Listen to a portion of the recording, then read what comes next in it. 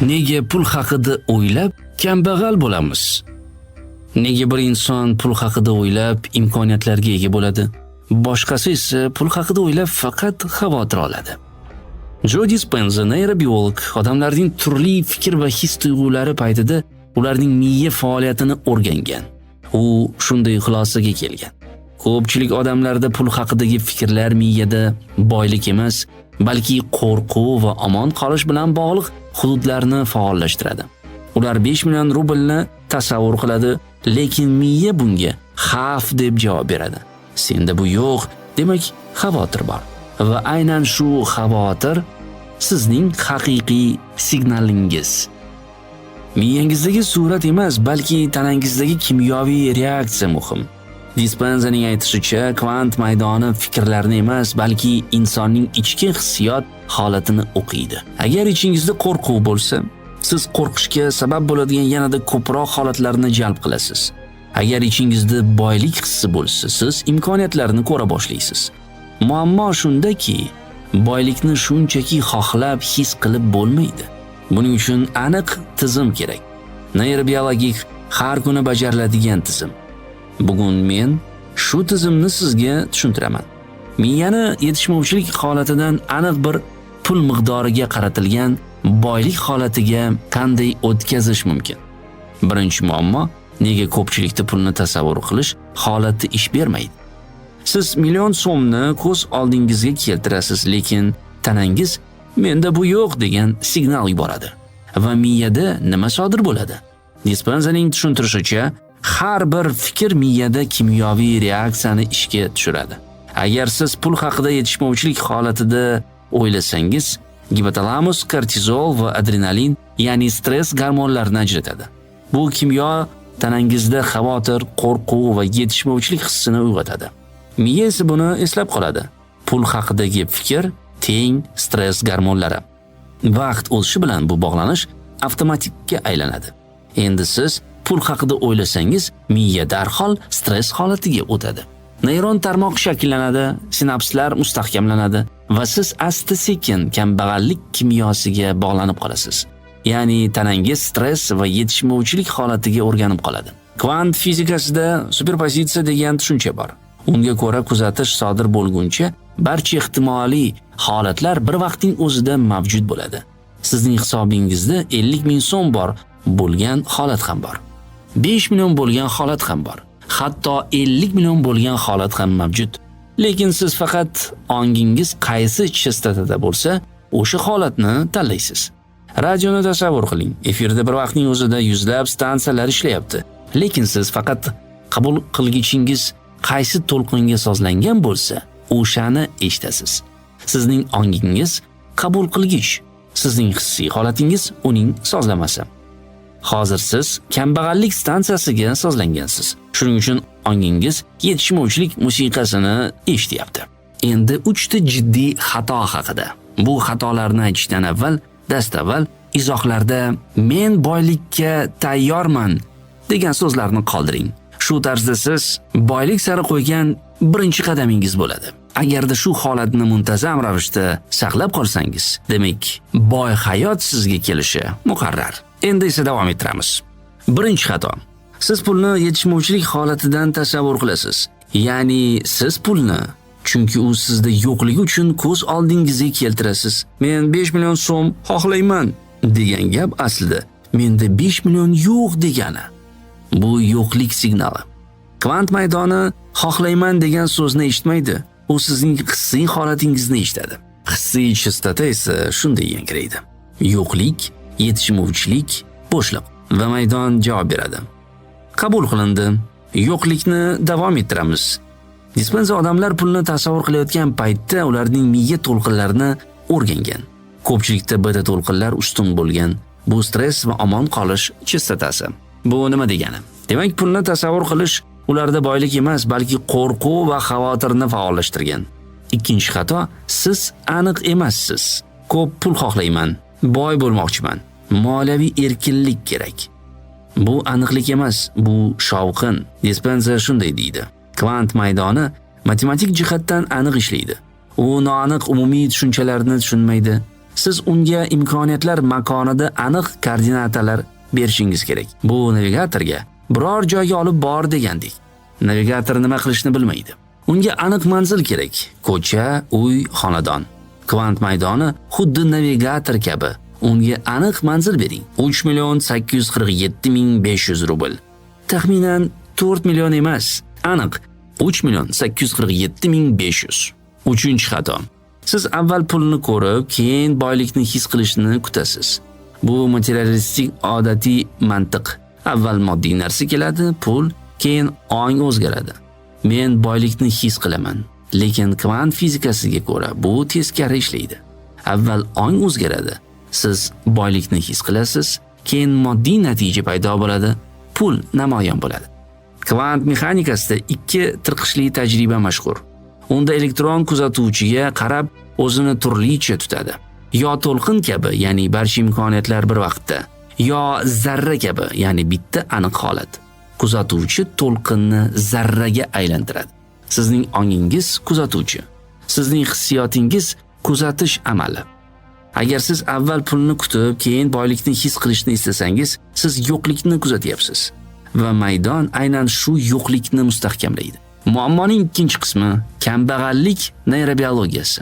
Joe Dispenza turli daromad darajasi va turlicha moliyaviy fikrlashga ega odamlarning miyasini yillar davomida o'rgangan. U muayyan qonuniyatni aniqlagan.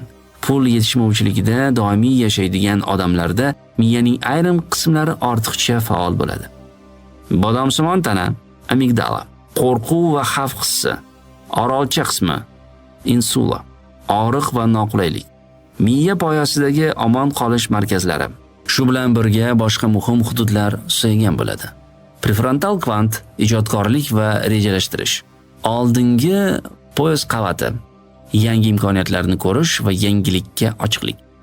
Ya'ni miya doimiy xavf rejimida ishlaydi, imkoniyat rejimi esa pasayib ketadi. Mukofot, rag'bat zonasi kutilgan huzur va qoniqish hissi uchun javob beradi. Bu psixologiya emas, bu neyroanatomiya. Ya'ni gap faqat kayfiyatda emas, balki miya tuzilishida. Kambag'allik tafakkuriga ega insonning miyasi boylik tafakkuriga ega insonnikidan hatto tuzilish jihatdan ham farq qiladi. Eng muhimi, bu tuzilish har kungi fikr va hissiyotlar bilan qo'llab-quvvatlanadi. Har safar siz pul yetmaydi deb o'ylasangiz yoki hisob-kitoblar haqida xavotir his qilsangiz, siz kambag'allikka oid neyron yo'llarni yanada mustahkamlaysiz. Sinapslar kuchayadi, miyelin qobig'i qalinlashadi. Bu yo'llar go'yo avtomagistralga aylanadi. Boylikka oid yo'llarchi? Ular o'rmondagi tashlandiq bo'lib ketgan, o't bosib ketgan so'qmoqlar kabi bo'lib qoladi. Dispenza shunday deydi. Siz eski miya bilan yangi moliyaviy haqiqat yarata olmaysiz. Avval miyani qayta qurish kerak. Bu esa vaqt va muntazam takror talab qiladi. Yangi neyron yo'llar shakllana boshlashi uchun kamida 30 kun har kuni mashq qilish kerak. Ular ustun asosiy yo'lga aylanishi uchun esa 60-90 kun kerak bo'ladi. Nega iroda kuchi ish bermaydi? Ong boylikni xohlaydi, lekin ong osti omon qolishga dasturlangan va ong osti kuchliroq. U sizning qarorlaringizning 95% ni boshqaradi. Siz ehtimoliy mijozga qo'ng'iroq qilasiz, ovozingiz titraydi. Narxni aytasiz, darhol chegirma taklif qilasiz. Imkoniyatni ko'rasiz, lekin bu men uchun emas degan sabab topasiz. Dispenza tushuntiradi. Ong osti bu operatsiya tizimiga o'xshaydi. U yillar davomida shakllangan. Pul yetishmovchiligi bilan bog'liq har bir tajriba, hisob-kitoblardan har bir stress, men bunga qodir emasman degan har bir fikr shu tizimga yozib borilgan. Endi esa tizim avtomatik ishlayapti. Siz operatsiya tizimini iroda kuchi bilan o'zgartira olmaysiz. Bu xuddi monitorga baqirib, Windowsni tuzatmoqchi bo'lishga o'xshaydi. Kod tizimiga kirish kerak. Bu kod esa meditativ holatda. Ong va ong osti uchrashgan paytda ochiladi. Yechim. Birinchi qism. Summani tanlash. Birinchi qadam matematik aniqlik. Boy bo'lmoqchimisiz degan gapni unuting. Kvant maydoni aniqlik talab qiladi. Dispenzaning tushuntirishicha, kvant fizikasida zarraning joylashuvi to'lqin funksiyasi orqali aniqlanadi. Qancha aniq o'lchasangiz, natija shuncha aniq kollaps qiladi. Pul bilan ham xuddi shunday. Summa qancha aniq bo'lsa, to'lqin funksiyasi aynan shu reallikka shuncha aniq o'tadi. Aniq raqamni tanlang. Diapazon emas, taxmin emas. Aniq son, masalan, 2.473.500 so'm. Taxminan 2,5 million emas. 6.237.500 so'm. 6 milliondan ko'p emas. 420.000 so'm. Kamida 400.000 emas. Aniqlik muhim. To'g'ri summani qanday tanlash kerak? Dispenza 3 ta mezon formulasi haqida gapiradi. Birinchi mezon transformatsion ahamiyat. Summa sizning hayotingizni o'zgartira oladigan darajada yetarlicha katta bo'lishi kerak. Agar hozir hisobingizda 250.000 so'm bo'lsa, 300.000 hech narsani o'zgartirmaydi. Miya buni biladi, u faollashmaydi. Lekin 2,5 millionchi bu qarzlarni yopadi, xavfsizlik zaxirasini yaratadi, tanlovlaringizni o'zgartiradi. Miya ahamiyatini tushunadi va ishga tushadi. Ikkinchi mezon tanaviy qabul qilish. Summa shunchalik ulkan bo'lmasligi kerakki, tanangiz uni rad etsin. Agarda sizda 250.000 bo'lsa, lekin 500 millionni niyat qilsangiz, tanangiz dissonans his qiladi. Bu haqiqiy emas deydi. Shunda shubha paydo bo'ladi. Shubha esa ishonchsizlik chistotasi va maydon aynan shu shubhani mustahkamlaydi. Dispenza aytadi: summa sizning ishonchingizni kengaytirishi kerak, lekin uni parchalab tashlamasligi kerak. Siz uni hech bo'lmaganda ichki jihatdan real deb his qila olishingiz kerak. Uchinchi mezon kvant sakrash. Odatiy yo'l bilan keladigan summani tanlamang. Agar siz oyiga 250.000 so'm ishlasangiz, 275.000 bu kvant sakrash emas. Bu chiziqli o'sish. Bunga odatiy harakatlar bilan ham erishish mumkin. Kvant sakrash shunday summaki, u reallikning qayta tashkil topishini talab qiladi. Ya'ni hozir mavjud bo'lmagan imkoniyatlar paydo bo'lishi kerak. Kvant maydoni ishga tushishi kerak. Oyiga 250.000 ishlaydigan odam uchun kvant sakrash, masalan, 1.250.000 so'm oyiga yoki 2,5 million bir martalik summa yoki 750.000 so'm oylik daromad. Amaliy vazifa. Kalkulyatordan oling, hozirgi hisob raqamingizga qarang. Endi o'ylang, qaysi summa hayotingizni tubdan o'zgartiradi? Qarzlarni yopadi, tanlov erkinligini beradi, o'zingizga sarmoya kiritish imkonini yaratadi. Shu summani yozib qo'ying. Aniq, raqamma-raqam. Yechim. Sensor reallik yaratish. Ikkinchi qadam. Neyrobiologik vizualizatsiya. Neyrobiologiya tadqiqotlari muhim bir narsani ko'rsatadi. Miya noaniq va batafsil tasavvurga turlicha javob beradi. Agar siz shunchaki menda ko'p pul bor deb o'ylasangiz, faqat ko'rish zonalari faollashadi. Ya'ni xira, noaniq tasvirlar paydo bo'ladi xolos. Lekin agar siz batafsil, hissiy va sensor darajada tasavvur qilsangiz, miyaning ko'p hududlari ishga tushadi. Ko'rish zonalari, harakat, motor qavati, somatosensor qavat, tanadagi hislar, limbik tizim, hissiyot, prefrontal qavat, anglash va rejalashtirish. Dispenza tushuntiradi. Agar miya tajribani haqiqiydek qabul qilsa, u haqiqiy neyron aloqalarni yaratadi. Bu aloqalar esa hayotingizga haqiqiy tajribalarni jalb qiladi. Bu mental repetitsiya deb ataladi, ya'ni ongda mashq qilish. Sportchilar bu usuldan o'nlab yillar davomida foydalanib kelishadi. Olimpiya chempioni musobaqa masofasini xayolan bosib o'tganda uning mushaklari mayda qisqaradi. Miya agar xayoliy mashq yetarlicha batafsil bo'lsa, uni haqiqiy mashq deb o'ylaydi. Pul bilan ham xuddi shunday. Meditatsiya protokoli.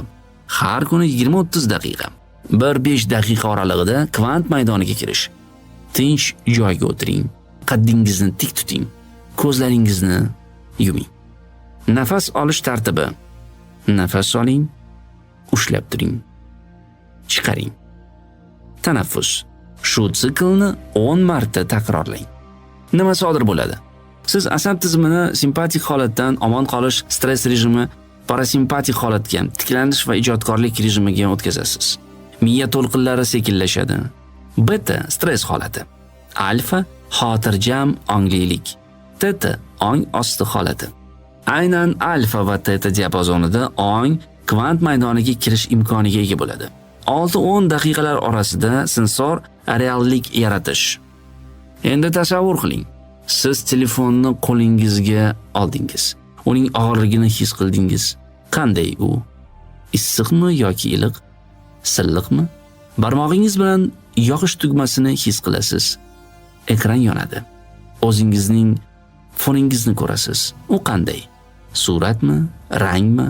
Bank ilovasi ikonasini bosasiz. U qanday rangda? Ekraningiz qayerda joylashgan? Ilova ochiladi. Asosiy sahifani ko'rasiz. Fon qanday? Oqmi? Ko'kmi? Va mana hisob raqamlari. Katta, aniq. 2,473,500 so'm. Har bir raqamga alohida qarang. 2,473,500. Qanday shrift? Qalinmi yoki ingichkami? Qanday rang? Qorami yoki to'q ko'kmi? Raqamdan keyin so'm belgisi bormi? Mingliklar orasida bo'shliqlarni ko'ryapsizmi? Summaning tagida bugungi sana, kun, oy, yil yozilganmi? Tasvir qancha batafsil bo'lsa, neyron faollashuv shuncha kuchli bo'ladi. 11-15 daqiqalar orasida somatik tajriba, ya'ni tanaviy his qilish. Endi faqat qarab turmang, tanangiz bilan his qiling. Shu raqamlarga qarayotganda tanangizda nima bo'lyapti? Yelkalaringiz bo'shashyaptimi? Nafasingiz chuqurlashyaptimi? Jag'ingizdagi taranglik ketyaptimi? Tanangiz boylik tajribasini kelajakda emas, hozir his qilishi kerak. Chunki tana doimo hozirgi zamonda yashaydi. Agar tana hozirning o'zida boylikni his qilsa, u maydonga boylik signalini yuboradi. Haqiqatan ham yelkalaringiz pastga tushayotganini his qiling. Bu metafora emas, bu somatik bo'shashish. Va bu kvant maydoniga signal. Vaqt tushunchasi yo'q. 16-20 daqiqalar orasida yuksak hissiyotlarni yaratish. Bu eng muhim nuqta. Dispenza bu hissiyotlarni yuksak deb ataydi. Chunki ular tashqi sharoitga bog'liq emas. Oddiy hissiyot qanday? Pul kelsa, baxtli bo'laman. Bu reaktiv hissiyot moddiy natijaga bog'liq. Yuksak hissiyot esa shunday. Men hozirning o'zida baxtliman, minnatdorman, erkinman, chunki boylikni yaratyapman. Bu ijodkor hissiyot, u moddiyatni yaratadi. 473,500 summasiga qarab hissiyotlarni yarating. Minnatdorlik, rahmat. Bu qanday sodir bo'ladi? Kvant maydoni voqealarni qanday qilib shunchalik aniq tashkil qildi? So'zlarni shunchaki takrorlamang. Minnatdorlikni his qiling. U ko'krak qafasida boshlanadi. Iliqlik, kengayish, yengillik, erkinlik. Men erkinman, tanlovim bor, men qila olaman. Xuddi shu so'zlarni izohlarda yozishingiz ham mumkin. Men erkinman, tanlovim bor, men qila olaman. Shu tarzda siz boylik sari navbatdagi qadamni qo'ygan bo'lasiz. Biz esa davom ettiramiz. Erkinlik tanangizni qayerda yashaydi? O'pkangizdami? To'liq nafas olyapsiz? Yelkalaringizdami? Ular tiklanib, ochilgan. Yengillik hissi, bosim ketdi. Hammasi yaxshi. Men xotirjam bo'lishim mumkin. Butun tanangizga yumshashga ruxsat bering. Mushaklardagi taranglikni qo'yib yuboring. Bu boylikning tanaviy ifodasi. Qadr qimmat. Men loyiqman. Men bunga haqliman. Bu mening realligim. Qomatingiz tiklanadi. Iyak yengil ko'tarilgan. Bu kibr emas. Bu o'z qadringizni bilish. Shu hissiyotlarni kamida 5 daqiqa ushlab turing. Ongni shubhaga qaytishga qo'ymang. 21-25 daqiqalar orasida to'lqin funksiyasining kollapsi. Joe Dispenza tushuntiradi. Kvant mexanikasida o'lchashgacha elektron barcha ehtimoliy joylarda bir vaqtning o'zida mavjud bo'ladi. Bu superpozitsiya deb ataladi. Lekin siz o'lchagan paytingizda to'lqin funksiyasi kollaps qiladi va elektron aniq bir joyda paydo bo'ladi. Ya'ni kuzatuv reallikni yaratadi. Pul bilan ham xuddi shunday. Hozirning o'zida kvant maydonida barcha moliyaviy realliklar mavjud. 50 ming bo'lgan holat, 5 million bo'lgan holat, 50 million bo'lgan holat. Sizning kuzatuvingiz qaysi reallik kollaps qilishini tanlaydi. Lekin kvant mexanikasida kuzatuv shunchaki qarab turish emas, bu ongingizning maydon bilan o'zaro ta'siri va bu o'zaro ta'sir sizning ichki holatingiz bilan belgilanadi. Meditatsiya paytida 2,473,500 so'mni ko'rib, minnatdorlik, erkinlik va qadr-qimmatni his qilayotganda, siz bu reallikni so'ramayapsiz. Siz uni kuzatyapsiz va shu kuzatuv orqali to'lqin funksiyasini kollaps qilyapsiz. Ichingizda shunday deng: bu allaqachon sodir bo'lgan. Men uni kelajakda kutmayapman. Men uni kelajakdan eslayapman. Bu mening realligim. U mavjud. Men uni kuzatyapman va kuzatuvim orqali uni jismoniy qilyapman. 26-30 daqiqalar orasida integratsiya va qaytish. Oxirgi daqiqalarda tajribani mustahkamlang. Men kvant maydoniga urug' sepdim. Maydon signalni qabul qildi. Endi maydon voqealarni, odamlarni, imkoniyatlarni tashkil qilyapti. Mening vazifam boylik chistatasida qolish va ilhomga tayanib harakat qilish. Chuqur nafas oling, nafasingizni chiqaring va shu holatni o'zingiz bilan birga olib chiqing. Tanangizni his qiling, barmoqlaringizni, oyoqlaringizni, yuzingizni sezing. Asta-sekin ko'zlaringizni oching. Eng muhimi, meditatsiyadan chiqqaningizda darhol hisobingizni tekshirmang. Isbot izlamang. Bu sizni eski holatga, materialistik fikrlashga qaytarib qo'yadi. Ko'rsam ishonaman, lekin kvant fizikasi teskari ishlaydi. Avval ishonasiz va his qilasiz, keyin ko'rasiz. Yechim. 3-qism. Videoni davomini va ong osti mavzusiga oid affirmatsiyalarni ko'rishni istasangiz, qolaversa, agar shartlarni to'liq bajarsangiz 100% natija beradigan meditatsiyalarni birinchilardan bo'lib qo'llashni xohlasangiz, 97 kodi bilan 210 7654 raqamiga Telegram orqali kuch so'zini yozing. Eslatib o'tamiz, obuna bo'lish pulli. Kuch o'zingda kanalga a'zo bo'lish sizga nima beradi? Mashhur psixolog, neyrobiolog va olim insonlarning meditatsiya va affirmatsiya sirlari orqali hayotingizni tubdan o'zgartirishingiz, o'tmishda orttirilgan xotirangizdagi jarohatlardan xalos bo'lishingiz, hayot oson va go'zalligini tushunib yetishingiz, oddiygina metodlar orqali hayotingizni yengillashtirishingiz mumkin va ko'plab anglashlar davomiyligida bo'lasiz. Navbatdagi videolarimizni Ziyo TV YouTube kanali orqali o'tkazib yubormaslik uchun YouTube kanalimizga ham obuna bo'lishni unutmang. Keyingi safargacha eslab yuring. Siz loyiqsiz, siz kuchlisiz va sizning o'zgarishingiz allaqachon yo'lga chiqqan. Koinot sizni eshityapti. Sizning mo'jizangiz allaqachon boshlandi. Unutmang, kuch o'zingizda.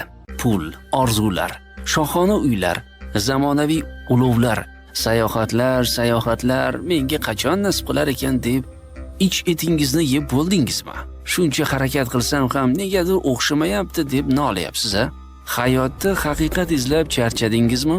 Uy, ish, uy, bir xil muammolar halqasidan chiqa olmayapsizmi? Tushunaman.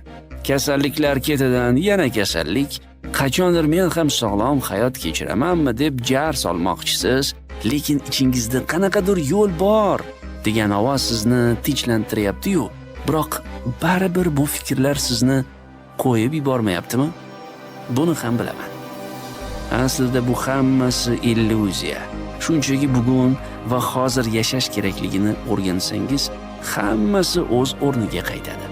Shunda mahobatli uylar va hoy-havasga aylangan ulovlardan-da yuksak baxt aslida o'zingizda borligini aytsam ishonarmidingiz? Ha, savollar ko'p, lekin javoblarni topish muammo. Aslida javoblar juda oddiy. Telegram ijtimoiy tarmoqdagi Kuch o'zingda kanaliga a'zo bo'ling. U yerda sizga oddiy sirlar orqali ulkan lazzat va halovat eshiklari ochiladi. Hayot naqadar go'zalligini tushunib yetasiz. Sizdan esa talab shunchaki ishonch bo'lsa bo'ldi. A'zo bo'lish shartlari oddiy. Telegram orqali 97 210 76 54 raqamiga Telegram orqali kuch so'zini yozing. Maxsus chegirma asosida belgilangan to'lovni amalga oshiring va bugun va hozir yashashni o'rganib oling. Unutmang, kuch o'zingizda.